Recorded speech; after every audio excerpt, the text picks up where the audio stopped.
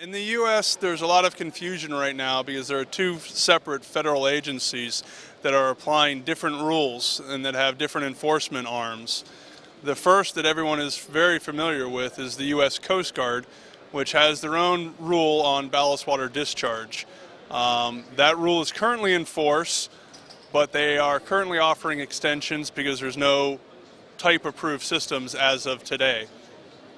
The other agency that does not offer extensions is the US EPA. Their rulemaking authority comes from a long ago rule called the Clean Water Drinking Act from 1972.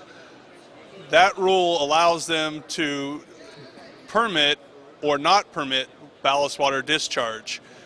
These two agencies are completely separate, so the rules do not have to coincide. Currently, right now, the EPA made the rule that they will follow whatever Coast Guard says. What just happened recently was a federal judge ruled that that was incorrect. They should not have done that, and he has required the US EPA to revisit the discharge permit, which will happen in 2018. As of right now, ship owners are left wondering what the EPA is going to rule in 2018.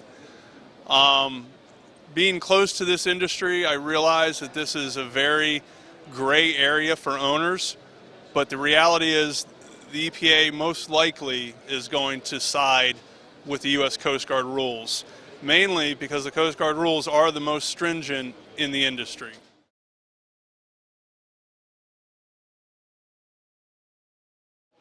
The concern about U.S. Coast Guard's reaction to not being, to suppliers not being able to deliver enough systems, I don't think that that's actually valid. The current number of systems available in the market is growing, and there are a handful of systems that are close to receiving U.S. Coast Guard type approval. We are included in that group, but there are a number of others, significantly sized companies. During the phase-in period, there should not be a lack of system availability, mainly because there's not that many vessels that visit the U.S. that actually discharge ballast that have to have the U.S. Coast Guard type-approved system.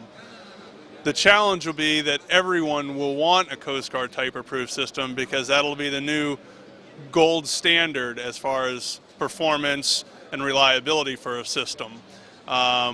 But because not every ship owner will have to have a Coast Guard approved system, I don't see there being an issue with the availability.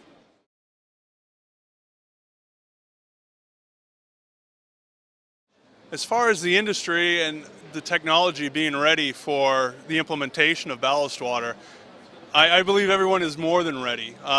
It has been since 2004. And really the first installations happened prior to that in the early 2000s. So the technology has evolved quite a bit. The installation partners and practices have evolved quite a bit. A lot of knowledge has been learned in these last 8 years doing installations and trialing systems and putting so-called prototype systems on board ships. So I believe that, from the technology standpoint, the industry is ready for this. There will be some pains along the way, but that's true with all, new technologies. But now most of these companies that are offering the technologies have been in this business now for over 5 years and have learned from their mistakes. So I don't believe that, the technology is going to delay the implementation of the ballast water rules.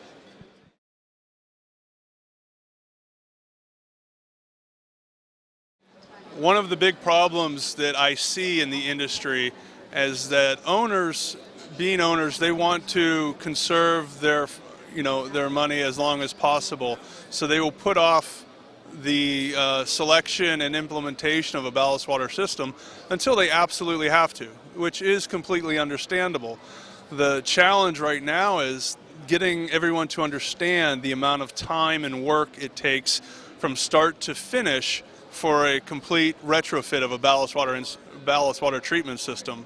From the initial selection of the engineering company to the survey, to the 3D scans, detailed engineering, final engineering, procurement of equipment, installation, commissioning, sign off by class. It's easily about a 1-year time frame. And the owners who aren't putting that much time into their pre-selection, it's going to cause issues. And that could be, it won't be a bottleneck per se. It'll just be that people did not plan correctly. So, my plea to owners now is, if you know your dry docking is coming up in the next 2 years, 3 years, start planning 18 months ahead of time to make sure that you're going to be able to meet your dry docking date and meet your compliance date.